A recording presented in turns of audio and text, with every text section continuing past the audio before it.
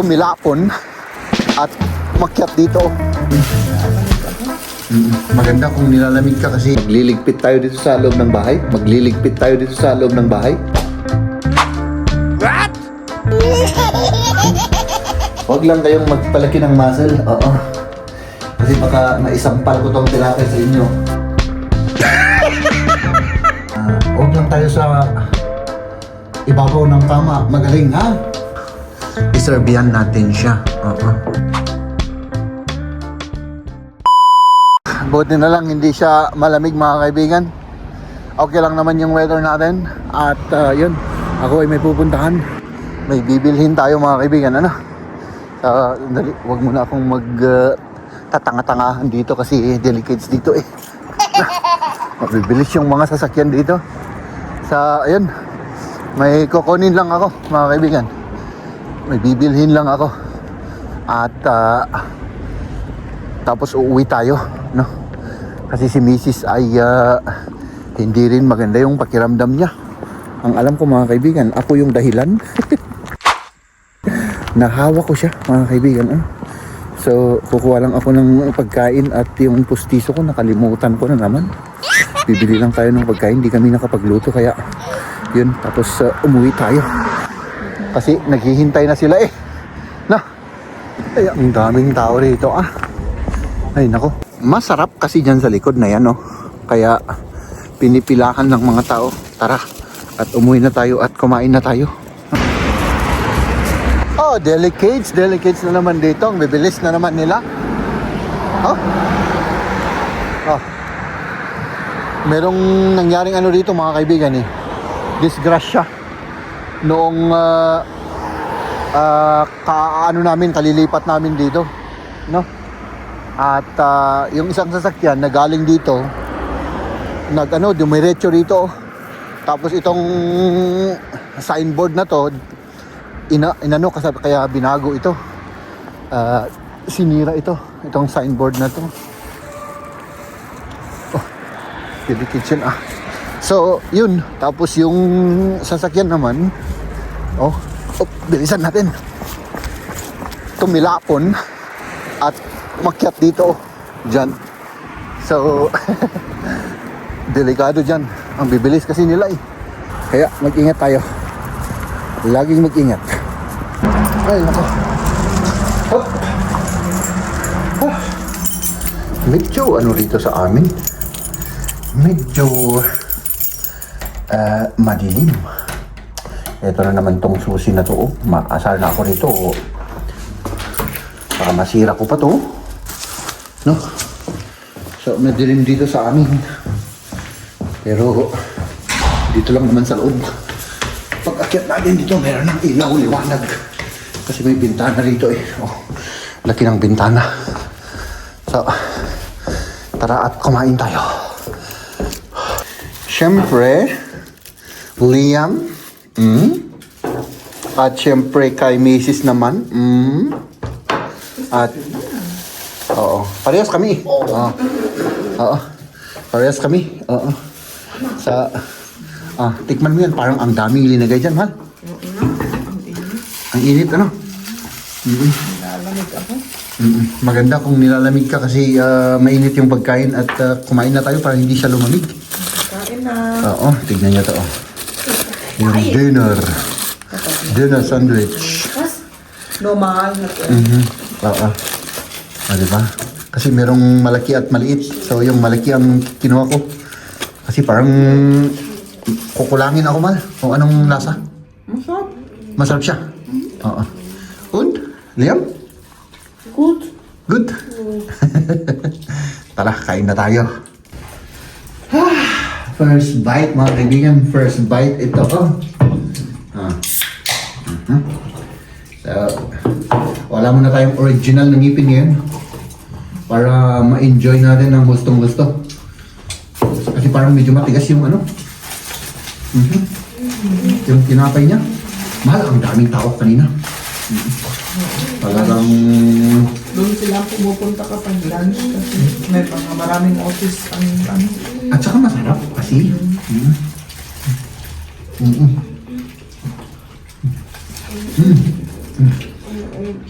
Ito yung pagkain ng mga gutom na gutom. Kasi ang laki. Ano?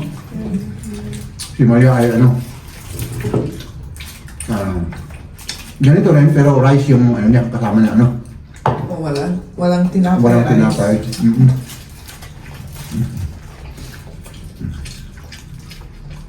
Iba yung rice nila ano? Hindi kagaya ng rice natin, yung rice nila. Diba?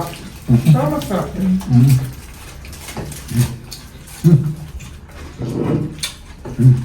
Kain na.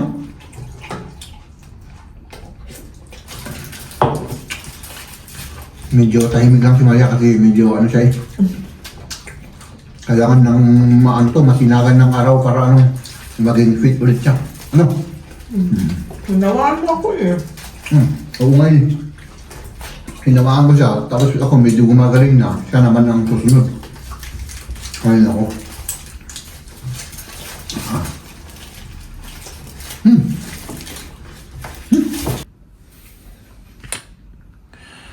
Haps! Tingnan ko lang yung makapal kong mukha. Ako ay mag-isa lang dito sa loob ng bahay, mga kaibigan. Ano? At tayo ay... Hindi ko alam kung anong gagawin natin. Pero bago yan, syempre isuot ko muna yung original na ngipin ko kasi nakakahiya naman sa inyo. Ano? Baka madiri kayo sa akin pag wala akong original na ngipin. No? Isa. Tapos...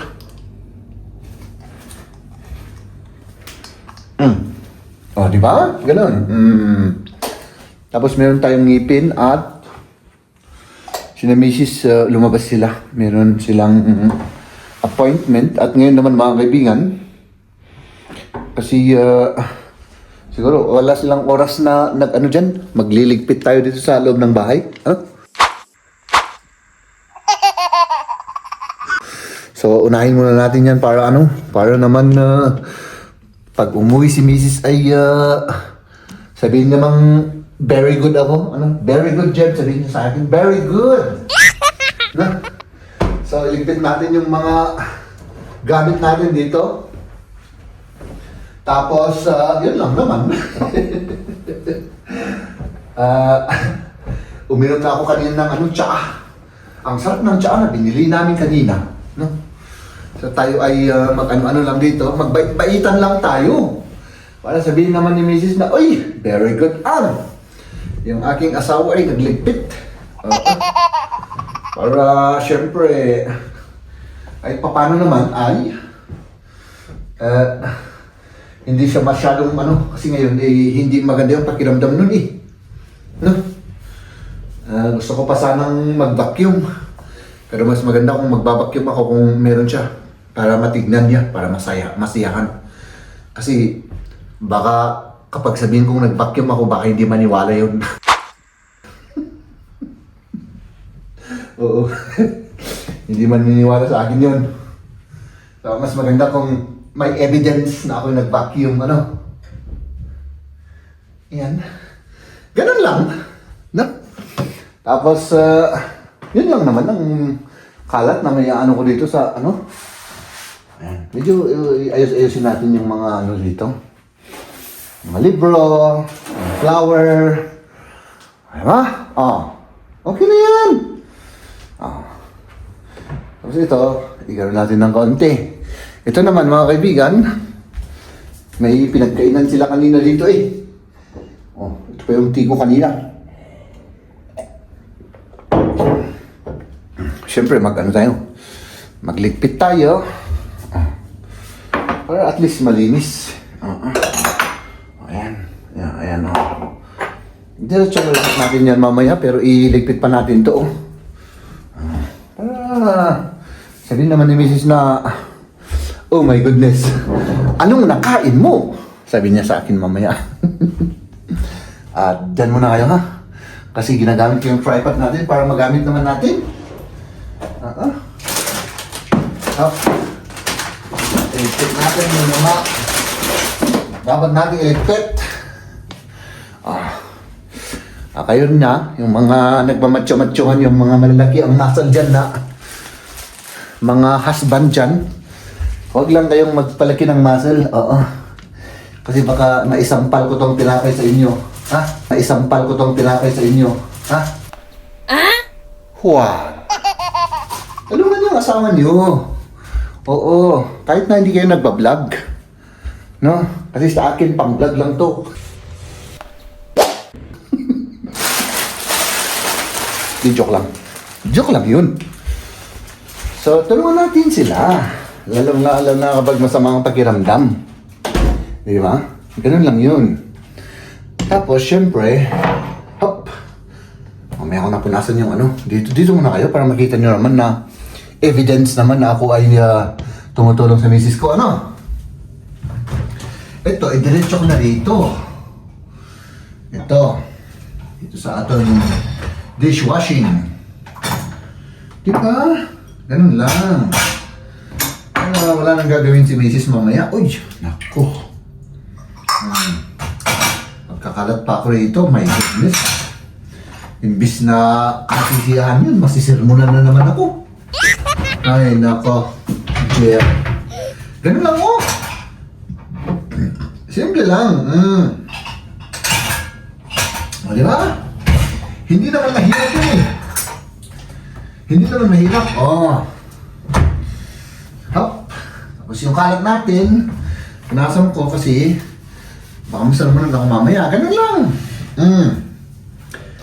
Hop. O, di ba? Tapos ito, huhugasan ko to. No? Hugasan natin yan. Pero sandali, pupunasan ko muna yung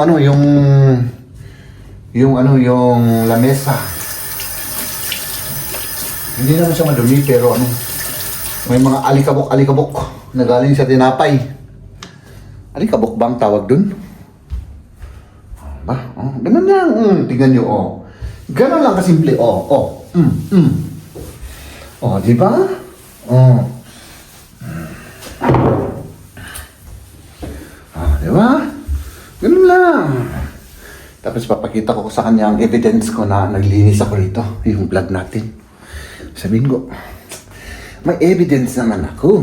Sabihin ko sa misis ko. Di ba? Kahit kaunting ano lang, kaunting ligpit lang, masaya na yung mga misis natin. No? Kayong mga nagmamatyo-matyohan dyan, ha? Ha? Huwag masyadong macho. Oh, dito kayo, ha? Huwag lang tayo sa ibabaw ng kama. Magaling, ha? Pati sa loob ng bahay. Diba? Para masiyahan yung misis natin. Oo. Diba? Ganun lang. Tapos maghugas tayo ng pinggan, ganun. Maglaba. Pero hindi na ako maglalaba kasi naglaba na si misis. Ganyan. Very simple. Mga simpleng bagay po pwedeng masaya yung ating mga misis pag nakita nilang, nagligpit yung asawa ko. Di ba? Bibigyan ko siya ng reward. Di ba? Baka ang reward ko dito, mga kaibigan, Jordan.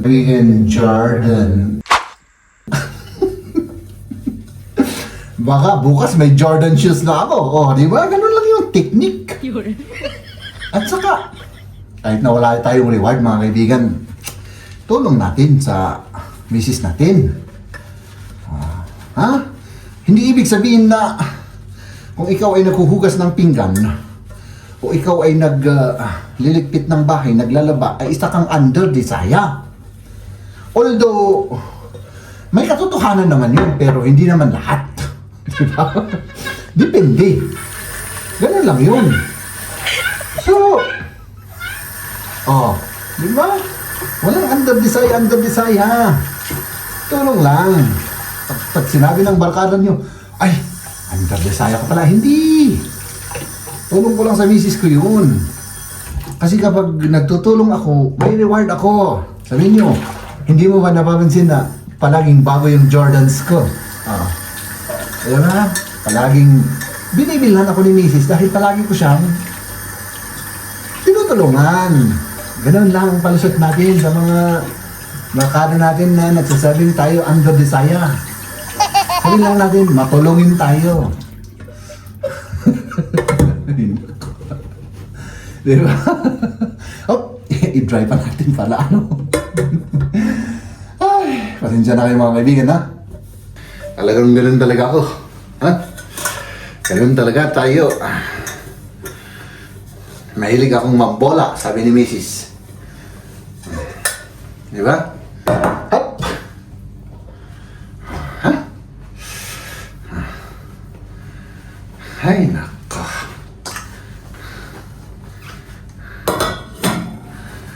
Tapos. My love. Talagang... Alam mo. may grapes ka pa. Medyo na asin. Ay, syempre. Medyo... Salamat. Anuhin natin siya. Iserbihan natin siya. Oo. Ganun. Kasi hindi maganda yung pakiramdam. Kaya, yun. At syempre ako rin ay may tea. Oo. Diba? Kumusta naman yung pakiramdam mo, mahal ko?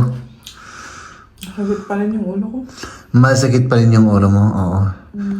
Sa sobrang kaiisip kasi sa akin, mga kaibigan, ganyan. Kaya kayong mga misis dyan, huwag niyong masyadong isipin yung mga asawa ninyo. Ano? Ano? Tama ano? Tama. Oo, tama.